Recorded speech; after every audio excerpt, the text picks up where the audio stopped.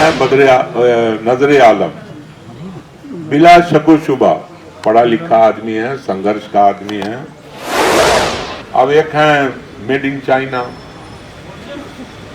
आप बताइए, उनको भी टिकट चाहिए, ले लीजिए, अच्छा मौका है, आपके पास नहीं है। अल्लन बाबू हैं, शहर से सीधे क्योटी गए हैं।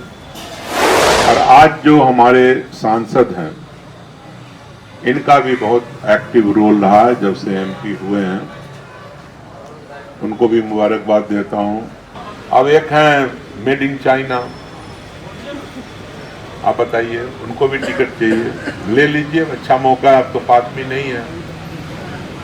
एक है, सब टाइटल वाले हैं, बदर आलम बदर। बदर आलम बदर का भी नाम सुना होगा आप लोगों ने। वो ऐसे टेढ़ा करके मुंह कल बोल रहे थे, कल तक नीतीश कुमार जी के साथ थे, तो उनको बीजेपी नजर नहीं आती थी। 3 दिन में स्वर बदल गए उनके। क्या क्या फरमाते हैं, क्वालिफिकेशन पूछते हैं हमसे।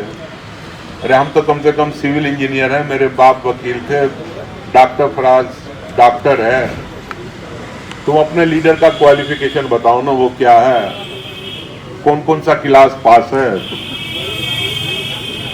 और मैं आपसे कहना चाहता हूं कि भाई मुझे उसमें से अब एक नहीं 17-18 घूम रहा है। मेरा हो गया फाइनल तो क्योटी से मेरा हो गया फाइनल। आपका स्वागत है, आपका फाइनल हो गया, आइए तशरीफ लाइए, क्योटी की जनता भी तैयार है आपका स्वागत करने के लिए। हमें हमदर्दी है कुछ लोगों से उसके अंदर। एक है नजरे आलम, बिला शको शुबा पढ़ा लिखा आदमी है, संघर्ष का आदमी है, लगा रहता है।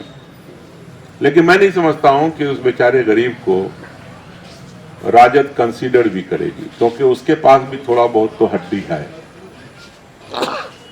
थोड़ा हड्डी वाला तो है, इसमें तो कोई दो राय नहीं। दूसरा एक लड़का है, जाले से कोशिश कर रहा है, कलाम, लाखों रुपया लगा दिया उसने पार्टी पर, और दिन रात सुबह उठता है रात तक पार्टी पार्टी करता रहता है। उस बेचारे को अध्यक्ष सीपी से निकाल दिया।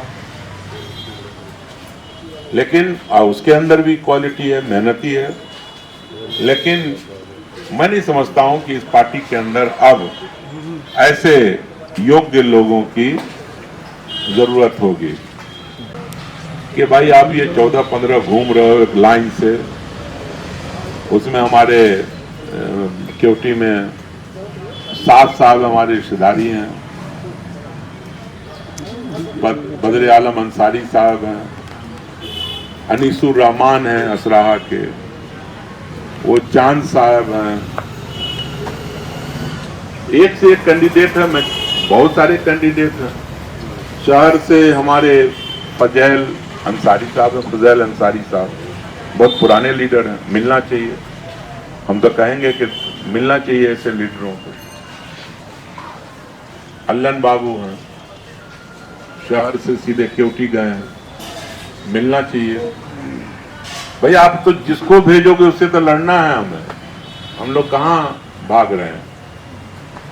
गुलाम हुसैन चाइना साहब का नाम ले ही लिया आपको, है बदर आलम बदर हैं, मेड इन चाइना, सब टाइटल वाले हैं। आप जो आइएगा आपका स्वागत है, हम लोग तो लड़ेंगे आपसे होगा मुकाबला वहां। तो मैं यही कहूंगा कि मेहरबानी करके टिप्पणी नहीं करें और मुझसे मत पूछिए कि मैंने क्या किया और मैं क्या कर रहा हूं। मैंने इतना किया अपनी कम्युनिटी के लिए हो, बिहार के लिए हो, वो दुनिया जानती है। और आपसे हमें सर्टिफिकेट लेने की जरूरत कतई नहीं है। एयरपोर्ट उसका तो जो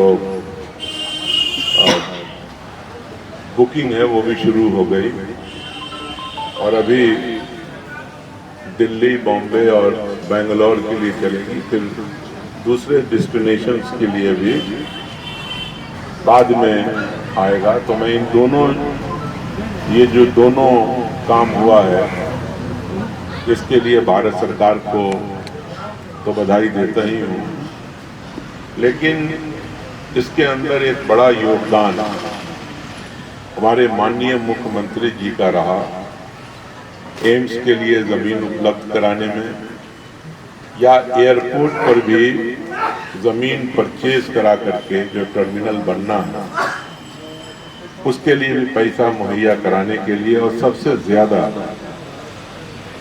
मिथिलांचल की इस राजधानी में जो उन्होंने ये दो बड़ा तोहफा जो हमें दिया है, उसके लिए हम लोग जिंदगी भर आभारी रहेंगे, मिथिलांचल के लोग, इस नॉर्थ बिहार के लोग। साथ ही इसके अंदर जो एक बड़ा रोल माननीय संजय झा जी जो मंत्री हैं अभी बिहार सरकार में, लगातार वो लगे रहे और उसका नतीजा आज हम लोगों के सामने है, तो उनका भी शुक्रिया अदा करते हैं। और आज जो हमारे सांसद हैं, इनका भी बहुत एक्टिव रोल रहा है जब से एमपी हुए हैं, उनको भी मुबारकबाद देता हूं। और मैं अपने आप को भी मुबारकबाद लेता हूं कि हम भी जब भी 4 मरतबा एमपी रहे तो इन सवालों को पार्लियामेंट के अंदर मंत्री के सामने उठाते रहे। और आपको याद होगा कि एक मरतबा बीच में भी प्राइवेट एयरलाइंस को चलाने की बात हुई थी, लेकिन वो सब पीछे रह गया। अब तो सच्चाई ये है कि ये जमीन पे उतर गया और अब जहाज उड़ने वाली है।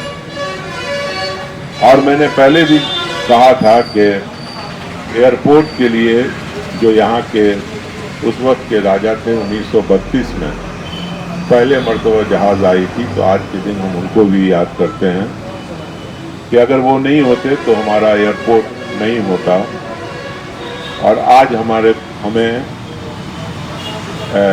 जहाज की सुविधा नहीं मिल पाती। साथ ही हमने मांग किया है कि हर हालत में नॉर्थ बिहार के अंदर कोई भी एयरपोर्ट तो था ही नहीं।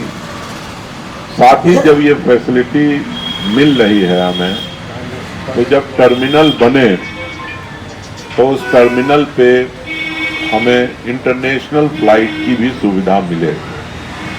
उसके लिए पहले ही से सिविल एविएशन को प्लानिंग करनी होगी, क्योंकि उसमें इमिग्रेशन और कस्टम का इंतजाम करना पड़ेगा। तो मैंने निवेदन किया है, मैंने लेटर लिख करके माननीय नीतीश कुमार जी को भी दिया है कि वो भारत सरकार से बात करें, क्योंकि ये रामायण सर्किट में भी आता है और महावीर जैन की धरती से भी ये बहुत दूर नहीं है, वैशाली से। साथ ही जो हज करने लोग जाते हैं या उम्रा करने, तो हज टर्मिनल की हैसियत से अभी गया जाना पड़ता है। तो नॉर्थ बिहार से एक बड़ी तादाद में लोग हज पे भी जाते हैं, उनको भी सुविधा यहीं से मिल जाएगी।